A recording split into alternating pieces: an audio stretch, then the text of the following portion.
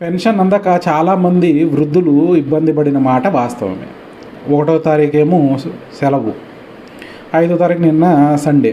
ఈ మధ్యలో చాలామంది ఇబ్బంది పడ్డారు. బ్యాంక్కి వెళ్ళి ఎండలు కూడా బాగా మాడిపోతున్నాయి, అది ఒప్పుకుందాం. కానీ గత 5 సంవత్సరాలుగా మీరు జాబ్ క్యాలెండర్ రిలీజ్ చేస్తారని రిలీజ్ చేయలేదే. ఎంతమంది నిరుద్యోగులు దానివల్ల ఇబ్బంది పడి ఉంటారు, వలసలు పోయి ఉంటారు.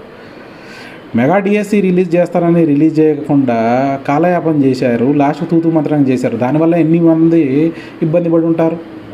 పరిశ్రమలు రాక పెట్టుబడులు ఆంధ్రాకి కొన్ని లక్షలాది మంది పక్క రాష్ట్రాలకు పోయారు. వాళ్ళెంతమంది ఇబ్బంది పడి ఉంటారండి.